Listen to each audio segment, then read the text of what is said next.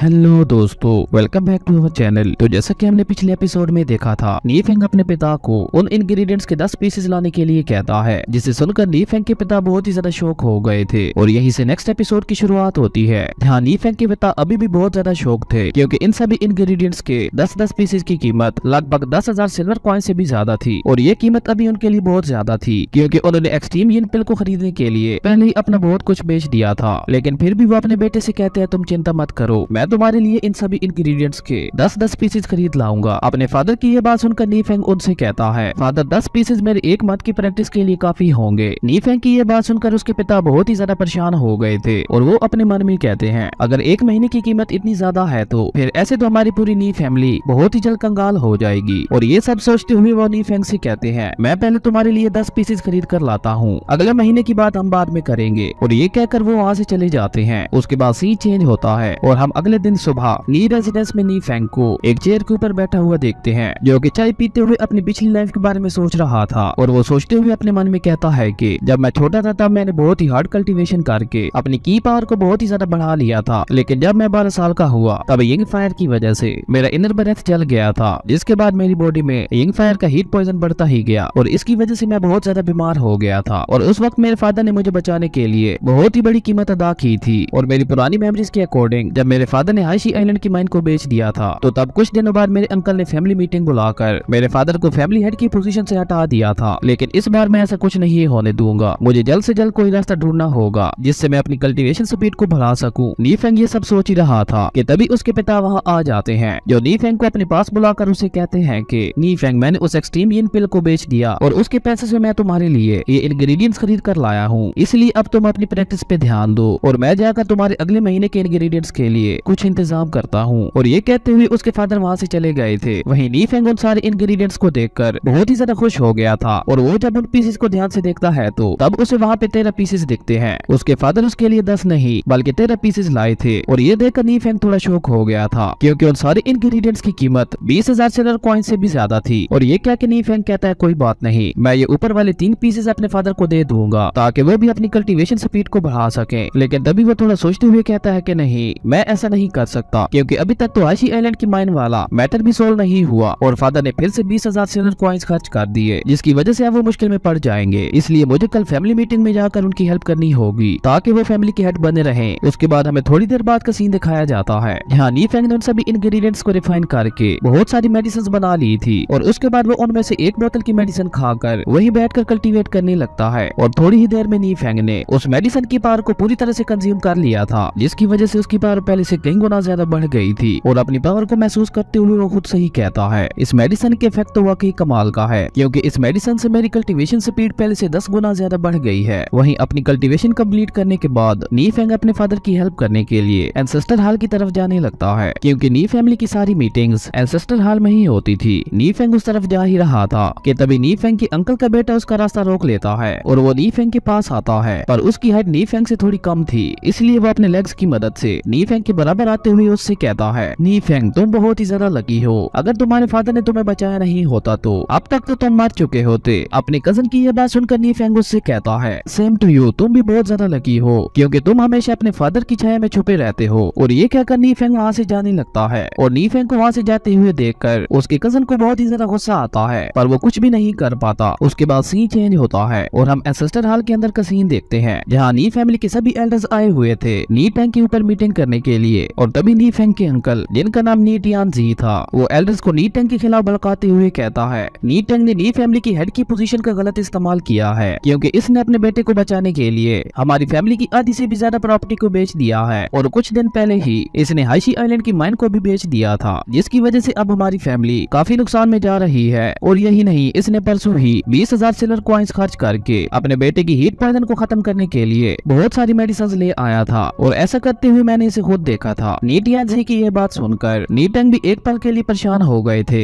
उसके बाद नी टियान जी एल्डर से रिक्वेस्ट करते हुए कहता है, मैं बस आप सबसे ये कहना चाहता हूँ, जब तक नी टैंग नी फैमिली का हेड रहेगा तब तक वो नी फैमिली की प्रॉपर्टीज को इसी तरह बेचता रहेगा अपने बेटे को बचाने के लिए। और अगर ऐसे ही चलता रहा तो हमारी नी फैमिली कुछ ही महीनों में कंगाल होकर डिस्ट्रॉय हो जाएगी। और अगर आप लोग ये सब होने से रोकना चाहते हैं तो इस नी टैंग को फैमिली हेड पोजीशन से हटा दें और मुझे नी फैमिली का न्यू हेड बना दें। अगर आप सब ने मुझे नी फैमिली के हेड बना दिया तो मैं मैं अब सबसे प्रॉमिस करता हूँ मैं नी फैमिली को फिर से टॉप पर ले जाऊंगा। नी टियानजी की यह बात सुनकर सभी एल्डर्स एक एक करके उसकी बातों पर राजी होने लगते हैं। लेकिन तभी ग्रैंड एल्डर उन सबको शांत करते हुए नी टेंग से कहते हैं, नी टेंग मैं जानता हूँ तुम अपने बेटे को उस पॉइजन से बचाने के लिए किसी भी हद तक जा सकते हो, पर मुझे ये बड़े दुख के साथ कहना पड़ रहा है कि तुम्हारे बेटे की बॉडी के अंदर जो पॉइजन है वो कभी भी ठीक नहीं हो सकता, इसलिए तुम अपनी फैमिली की प्रॉपर्टीज उस पर इन्वेस्ट करके बेकार कर रहे हो। और ये कहकर ग्रैंड एल्डर वहाँ पे मौजूद बाकी एल्डर से कहते हैं, नी टेंग ने हमारी फैमिली के लिए बहुत कुछ किया है, इसलिए हमें उसे एक और मौका देना चाहिए। ग्रैंड एल्डर की ये बात सुनकर नी टियानजी अपने मन में कहता है कि इस बुढ़े के रहते हुए मेरा प्लान कभी कामयाब नहीं होगा, क्योंकि ये बुढ़ा हमेशा ही नी टेंग की साइड लेता है। और तभी नी टेंग उन सबको बताता है कि मेरे बेटे की बॉडी का पॉइजन ठीक हो चुका है। और नी टेंग की ये बात सुनकर वहाँ पे मौजूद सभी लोग बहुत ही ज्यादा हैरान हो गए थे। और इसी के साथ हमारा ये एपिसोड यहीं पे खत्म हो जाता है। अगर आपको ये वीडियो अच्छी लगी तो लाइक कर दें और अगर चैनल पे नए आए हो तो सब्सक्राइब करते जाना। तो मिलते हैं एक न्यू वीडियो में, तब तक के लिए बाय।